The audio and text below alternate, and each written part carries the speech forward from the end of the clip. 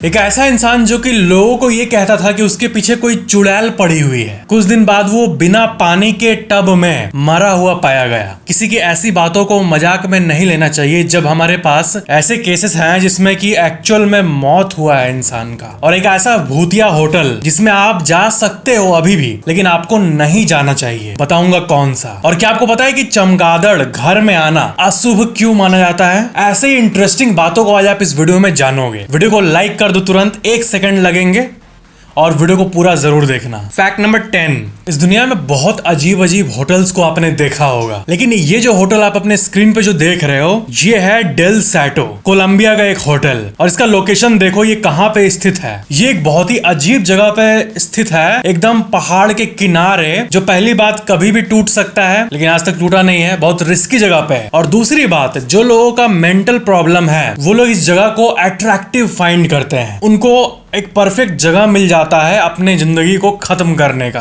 और इस होटल में यही होता आया है। लोग यहाँ अपनी जान लेते हैं, इसी चीज से ये होटल पॉपुलर है। इतनी जाने गई यहाँ पर कि इसको आखिरकार बंद कर दिया गया, लेकिन टूरिस्ट्स के लिए अभी भी ओपन है। अब चाहो तो जा सकते हो। लोग कहते हैं, हम जो नहीं वाइब की बात करते हैं कि ये जगह पे खराब वाइब है, ये जगह पे अच्छा वाइब है, तो लोग उसी नेगेटिव वाइब को इस जगह पर फील करते हैं। 1990 में ही इस होटल को बंद कर दिया गया था। फैक्ट नंबर 9, डोनाल्ड कैंपबेल ये एक बहुत ही होनहार स्पीड बोट रेसर थे, जिनको की फास्ट स्पीड वाले बोट्स चलाने का बहुत एक्सपीरियंस था। इन्होंने अपने ही वर्ल्ड रिकॉर्ड को तोड़ने के चक्कर में अपनी जान गंवा दी थी। पानी के ऊपर 480 किलोमीटर पर आवर के स्पीड से अपने बोट को ले जा रहे थे, तभी बोट का आगे वाला हिस्सा उल्टा पलट गया और 1 सेकंड के अंदर उनकी डेथ हो गई। वर्ल्ड रिकॉर्ड को तोड़ने के चक्कर में इनकी डेथ हुई थी। राजधानी की स्पीड 150-200 किलोमीटर पर आवर होती है। बुलेट ट्रेन चलता है 300, 400, 500 पे। उस स्पीड पे पानी के ऊपर टर्बो बोट को ये ले जा रहे थे। और वो एक ऐसा सेंसिटिव स्पीड होता है कि जब तक सही चल रहा है तब तक तो ठीक है, देखने में फास्ट लगेगा, लेकिन सिंपली स्पीकिंग जहां उसका कोई भी पार्ट हिला वो पलटा, 1 सेकंड में इंसान खत्म। और अनफॉर्चुनेटली यही चीज करते हुए वर्ल्ड रिकॉर्ड को तोड़ने के अटेम्प्ट में इनकी डेथ हुई थी। फैक्ट नंबर 8, आपने अक्सर ऑनलाइन कंपनीज के पोस्ट को देखा होगा। आप जब अपने दोस्त से बात करते होंगे तो ऐसा कुछ चर्चा में आता होगा कि अरे उसने ये पोस्ट किया था फिर ये हो गया। जैसे किसी बड़े इंसान के अकाउंट से ये पोस्ट हुआ था, मुझे तो यकीन भी नहीं आ रहा था। तो यहाँ पर आपको जान लेना चाहिए कि कोई भी ऐसी पोस्ट हो, ज्यादातर लोगों के मैनेजर पोस्ट करते हैं। अब जैसे मेरा कोई मैनेजर है जो कि YouTube को हैंडल कर रहा है, उसके पास क्रेडेंशियल्स है। अब वो अगर YouTube के कम्युनिटी पोस्ट में कुछ खराब लिख के पोस्ट कर दे किसी को, तो फिर लोगों को लगेगा कि मैंने पोस्ट किया है, लेकिन वो तो उसने पोस्ट किया है। अब जैसे मोदी जी के अकाउंट से कुछ अगर ट्वीट हुआ, तो क्या आपको लगता है कि मोदी जी के पास इतना टाइम होगा कि वो खुद हाथ में फोन या फिर कंप्यूटर पर बैठ के ट्वीट करेंगे? नहीं, उनके मैनेजर्स होते हैं। लोगों को ऐसा लगता है कि वो उसके ट्विटर को फॉलो कर रहे हैं, तो पर्सनली वो उससे कनेक्ट हो रहे हैं, उस सेलिब्रिटी से वो पोस्ट कर रहा है ना। लेकिन 80% केसेस में ऐसा नहीं होता है। हाँ, ऐसे कई सेलिब्रिटीज हैं, जैसे फॉर एग्जांपल इंडिया के महिंद्रा के सीईओ आनंद महिंद्रा जी, जो कि हर ट्वीट में अपना पर्सनल टच रखते हैं। वो खुद हर ट्वीट को देखते हैं पोस्ट होने के पहले। और भी ऐसे बहुत लोग हैं जो हैंडल करते हैं, लेकिन ज्यादातर अकाउंट्स सेम पर्सन हैंडल नहीं करता है, मैनेजर करता है। Fact number 7, south east Asia में पहले एक बहुत ही वियर्ड पनिशमेंट एग्जिस्ट करती थी। हाथियों से इंसान को मारा जाता था। क्या है कि जनरली हाथिया जो होते हैं, हाथी, वो फ्रेंडली होते हैं। वो इंसान पे उतनी जल्दी अटैक नहीं करते हैं जब तक कोई उनको थ्रेट फील ना हो। वो फ्रेंडली क्रिएचर्स होते हैं, सबको पता है, हाथी। लेकिन साउथ ईस्ट एशिया में और विश्व के बहुत सारे जगहों में एक एलिफेंट पनिशमेंट एग्जिस्ट करता था। उसमें क्या होता था कि कोई भी जुर्म करता था और उसको मौत की सजा होनी है, तो उसको एलिफेंट के सामने रख दिया जाता था और उसके ऊपर एक इंसान बैठता था। तो वो एलिफेंट को कंट्रोल करता था ऊपर बैठ के, और एलिफेंट उसको मारता था। और एलिफेंट को इसी चीज के लिए ट्रेन भी किया जाता था। एलिफेंट को मारने की ट्रेनिंग दी जाती थी। ये one of the weirdest punishment है जो कि हमारे विश्व में एग्जिस्ट करती थी। फैक्ट नंबर 6, कुछ ऐसी घटनाएं होती है जो कि यकीन नहीं होता है बिल्कुल। टेरी कैथ नाम के एक सिंगर थे। इनको लोग the best guitarist in the universe मानते थे। ये इतना अच्छा गिटार प्ले करते थे, बहुत नाम था इनका। इनका मौत बहुत ही वियर्ड है। ये अपने घर में अपने दोस्तों के साथ थे। इनके पास गन्स भी थी। ये ऐसे दोस्त से बात कर रहे थे, माहौल था, दोस्तों का माहौल था एकदम, और ड्रिंक भी कर रहे थे। अचानक से अपने वो एक गन उठाए और अपने दोस्त से बोलने लगे कि चलो इसको टेस्ट करते हैं यहाँ पे रख के। ऐसा डेंजरस गेम प्ले करने लगे मजाक मजाक में, जिससे उनकी जान भी जा सकती थी। तो वो ऐसे ही फिर दोस्त को बोले होगा कि नहीं होगा बता, ऐसे करके दाबे, खत्म, तुरंत खत्म 1 सेकंड में। उसमें एक्चुअल में गोली निकली। अब बात यह है कि उन्होंने इस चीज को इसलिए किया था, ये उन्हीं का घर था, उन्हीं की बंदूकें थी, तो उनको ऐसा लगा कि उसमें नहीं था, तभी अपने दोस्त को डरा रहे थे ऐसी एक हाई लेवल फन करके। लेकिन निकला उसमें असल का बुलेट, उसमें था बुलेट, और उसी टाइम वो मर गए। एक अजीब सी मौत, एक अजीब सी मौत। Fact number 5, Christopher case. ये इंसान को देखो, ये वर्ल्ड के सबसे मिस्टीरियस केसेस में से एक है। ये अपने घर के बाथरूम के अंदर मौजूद बाथ टब, जो कि वेस्टर्न कंट्रीज में हर एक घर में लगभग होता ही है, उसमें मरे पाए गए। अब बात यह है कि पुलिस और अथॉरिटीज को यह पता चली कि वो वाटरलेस था, उस बाथ टब में पानी बिल्कुल भी नहीं था, वो मरे पाए गए। तो अब ये कैसे हुआ, इसके ऊपर जांच हुई। ऑफ कोर्स जांच होनी ही थी। जांच में ये पता चला कि वो अपने करीब के लोगों को अक्सर ये कहा करते थे कि एक चुड़ैल उनके पीछे है, और एक चुड़ैल ने उसको श्राप दे दिया है। और ये मजाक में जो चुड़ैल बोलते हैं तो चुड़ैल है, वो चुड़ैल नहीं, बल्कि एक्चुअल में नेगेटिव एनर्जी कोई उसके पीछे थी। अब जब ऐसी बात कोई घर वाला सुनता है या दोस्त सुनता है, तो आपको लगता है कि कोई यकीन करेगा, कोई कहेगा कि मेरे पीछे चुड़ैल है, तो सामने वाला सीरियसली ले इस बात को? बिल्कुल नहीं लेगा सीरियसली, ऑब्वियस है। और यही चीज इसके साथ हुआ, और ये कुछ दिनों से बहुत वियर्ड एक्ट कर रहा था, और मौत के साथ इसने यूएसए के ही नहीं बल्कि विश्व के सबसे मिस्टीरियस मौत को फेस किया। और अभी तक तो मैंने आपको मेन चीज बताया ही नहीं, ये तो सोच के ही गूज़बम्स आता है सही में। बात यह है कि वो मरा हुआ तो था, लेकिन उसके चारों तरफ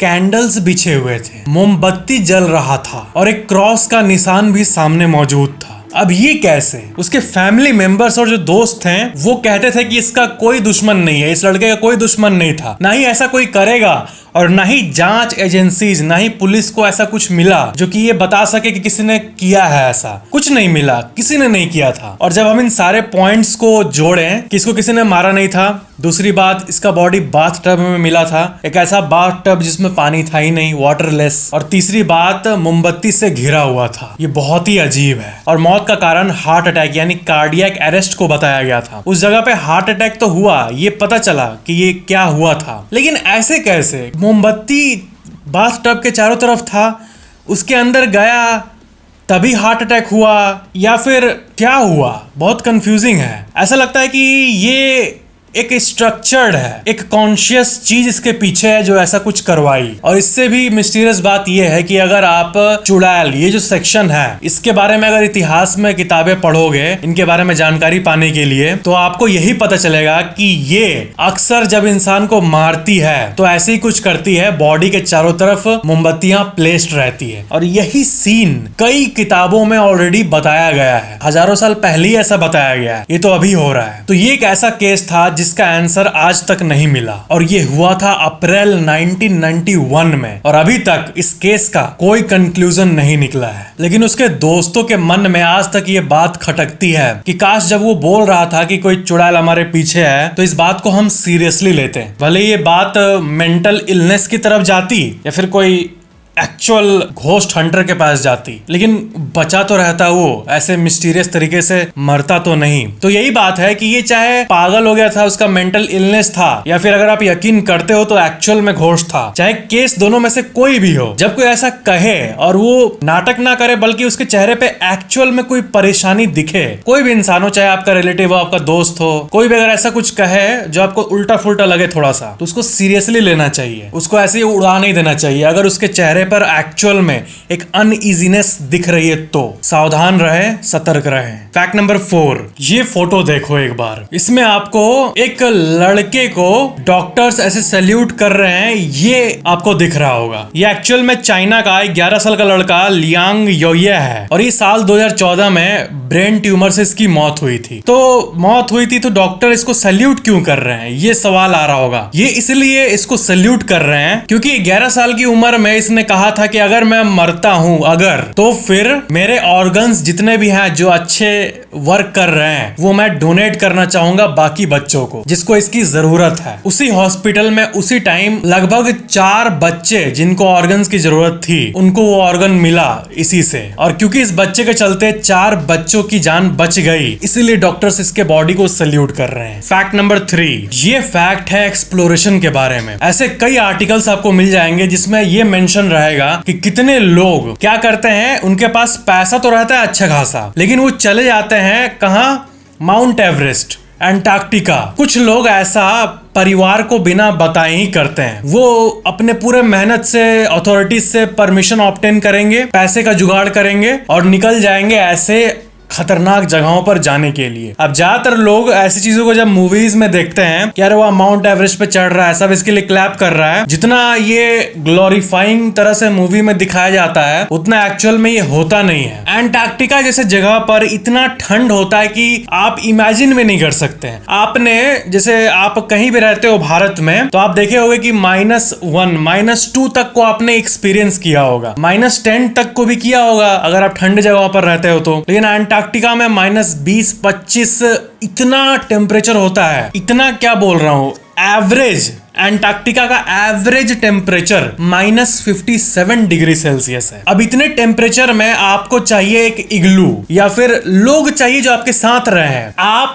20-25 सालों से नॉर्मल जगह पे रहते आ रहे हो, आप अचानक से जाओगे अंटार्कटिका में तो आपका बॉडी शॉक्ड हो जाएगा। सिंपल, बॉडी जो है वो फ्लेक्सिबल है बहुत, ये सिचुएशन के हिसाब से ढल जाता है। लेकिन अचानक से कोई इवेंट हो जाए तो बॉडी अजीब तरह से रिएक्ट करता है, मेडिकल सपोर्ट की जरूरत होती है। तो हाल ही के कुछ सालों में ऐसे कई केसेस हुए हैं कि लोग अकेले अंटार्कटिका, माउंट एवरेस्ट या फिर समुद्र के बीच में ट्रैवल करना चाह रहे हैं और उनकी मौत हो गई है। जैसे ये देखो, ये फोटो है ब्रिटिश एक्सप्लोरर हेनरी वर्सले की, जो कि अंटार्कटिका सोलो गए थे मिशन के रूप में कंप्लीट करने। 69 डेज में इन्होंने 1000 किलोमीटर से भी ज्यादा ट्रैवल किया। ये तो खो गए थे उस जगह पे, आखिरकार इनको एयर लिफ्ट किया गया, इनको हॉस्पिटल ले जाया गया, लेकिन पहुंचते पहुंचते वो मर गए। ये उनका लास्ट सेल्फी है जो कि उनके टेंट में इन्होंने लिया था। देखो, मैं लाइफ में एक ना एक बार ऐसा करने जरूर वाला हूँ कि मैं आपके साथ जाऊंगा कहीं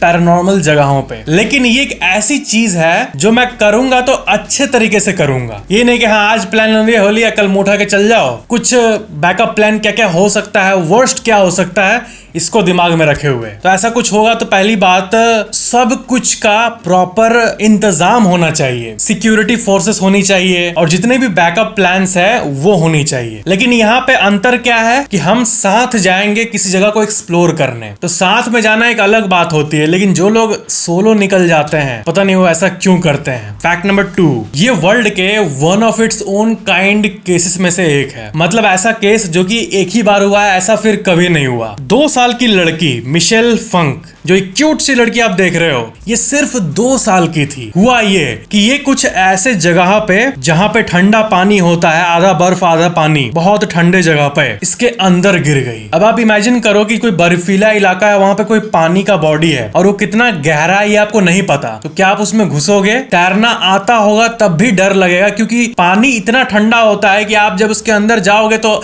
आपको करंट लगेगा, लिटरली करंट वाली फीलिंग। मतलब ये लाइटली इमेजिन मत करो, पूरा लिटरल करंट इमेजिन करो, वैसा लगेगा, इतना ठंडा होता है। तो 2 साल की नाजुक सी लड़की इसमें गिर गई और वो चल गई पूरे बॉटम अंदर तक। और अब आप शायद ये एक्सपेक्ट कर रहे होगे कि मैं कुछ ऐसा बोलूंगा कि उसके बाद वो चली गई, डेथ हो गया। नहीं, यही तो अमेजिंग चीज हुआ। वो एग्जैक्टली 66 मिनट, 1 घंटे 6 मिनट लग गए उसको रेस्क्यू करने के लिए। रेस्क्यू टीम आधे घंटे में आई और उसको निकालने में इतना समय लग गया क्योंकि इतने डेंस बर्फ में उसको खोजना बहुत मुश्किल था। 66 मिनट बाद जब वो निकली तो उसका कोई पल्स या फिर हार्ट बीट नहीं चल रहा था और सबको लगा कि वो मर गई, क्योंकि उतने अंदर कोई रह ही नहीं सकता है। 66 मिनट, 5-10 मिनट होता तो बिलीवेबल होता, 66 मिनट, 1 घंटे 6 मिनट। लेकिन जब उसको गर्म जगह पर ले गया तो लगभग 3 घंटे बाद उसका बॉडी अपने आप ब्लड को वार्म करने लगा और वो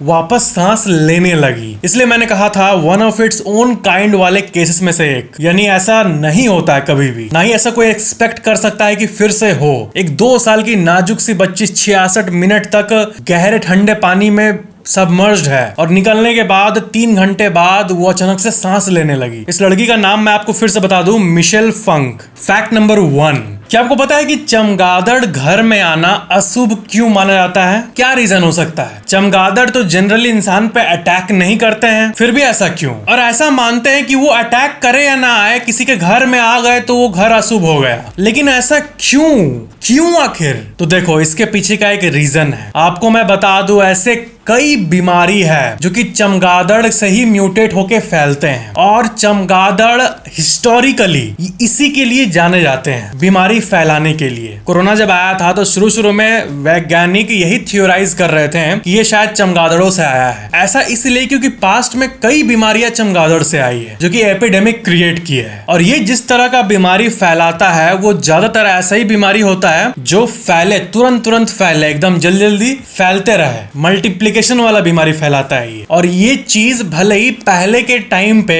500 साल पहले मेडिकल साइंस उतनी एडवांस नहीं थी, लेकिन फिर भी लोगों को पता था और इसलिए ये बात जानबूझकर विश्व में फैलाई गई, हर कल्चर में ऑलमोस्ट, कि ये अशुभ होते हैं। क्योंकि जैसा कि मैं हमेशा कहता हूं, ये इंसान के सर्वाइवल को खतरा पहुंचा सकते हैं, ये बैट्स। और विज्ञान अभी तक पूरी तरह से समझ भी नहीं पाई है कि ये इतना बीमारी ओरिजिनेट करते कैसे हैं। और इसलिए ये बात फैली हुई है कि ये घर में बैड लक लाते हैं, अशुभ माना जाता है। इसका साइंटिफिक रीजन ये है कि बैड लक मतलब बीमारी, अशुभ मतलब बीमारी जो कि बढ़ने के चांसेस हो जाते हैं जो उस रूम में रहता है, उसके लिए प्रोबेबिलिटी बढ़ जाती है। जरूरी नहीं कि वो आए तो बीमारी ही हो जाए, लेकिन जो प्रोबेबिलिटी है, एक जो हमारी वर्ल्ड स्टैटिस्टिक्स पे काम करती है, प्रोबेबिलिटी पे, वो बढ़ जाती है। इसका मतलब ये नहीं कि हर बैट में बीमारी होती है। मतलब अगर कोई चमगादड़ आए तो जरूरी नहीं है कि उसमें कोई बीमारी है, जरूरी नहीं है। लेकिन ये भी जरूरी नहीं है कि उसमें कोई बीमारी नहीं है, ये मेन बात है। इबोला जो सबसे खतरनाक बीमारी में से एक थी, जिसके चलते इतने सारे लोग मरे थे, वो इन्हीं ने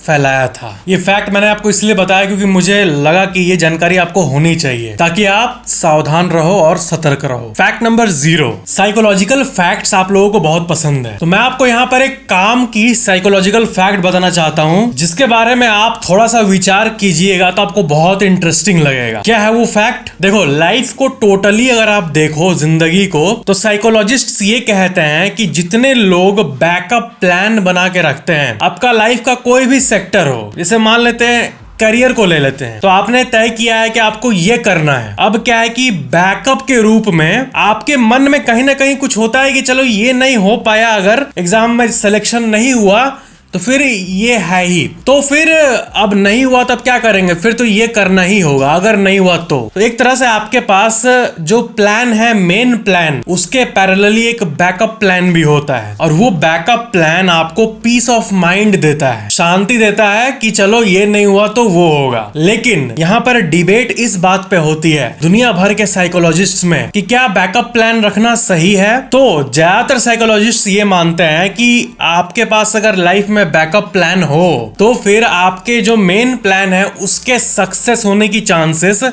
कम हो जाते हैं। अब ऐसा क्यों? क्योंकि आपके पास पता होता है, जैसे मान लो कि एग्जांपल ले लो कि आपके पापा का बहुत बड़ा शॉप है किसी जगह पर, आपको तो पता ही है कि पापा के बाद बिजनेस आप ही को मिलने वाला है, आप इकलौते बेटे हो, मान लो एग्जांपल के लिए। तो अगर आप जैसे इंजीनियर है, फिर पायलट बनना चाहते हो, खुद का कुछ करना चाहते हो, तो आप ट्राई करोगे, लेकिन कहीं ना कहीं आपके मन में रहेगा कि मैं ट्राई करता हूँ, फेल हो गया तो पापा का दुकान तो मिलना ही है। तो ये साइकोलॉजिकली आपको ऐसा रिलीफ देता है जिसके चलते आप उतना मेहनत नहीं करोगे जितना एक गरीब घर का बच्चा करेगा जिसके बाप के पास कुछ भी नहीं था। Make sense? सिंपल बात है कि अगर आपके पास बैकअप प्लान ना हो, पापा के पास भी कुछ खास नहीं है, मान लो फैमिली भी उतनी अमीर नहीं है, तो फिर क्या होगा कि आपके अंदर एक्चुअल आग होगी कुछ करने की, तो ये चीज हो जाती है। तो ऐसा नहीं है कि बड़े घर के बच्चे टॉप नहीं करते, बहुत एग्जाम्पल मिल जाएंगे जो अच्छे खासे घर के बच्चे हैं और वो बाद में बहुत बड़ा कर लिए, बाप भले ही अमीर हो लेकिन बेटा भी कुछ अच्छा कर लिया, ऐसा होता है। लेकिन लेकिन कम होता है। ज्यादातर केसेस में साइकोलॉजिस्ट का ये मानना है कि बैकअप प्लान मत रखो, ताकि आपके पास सिंगल प्लान वही रहे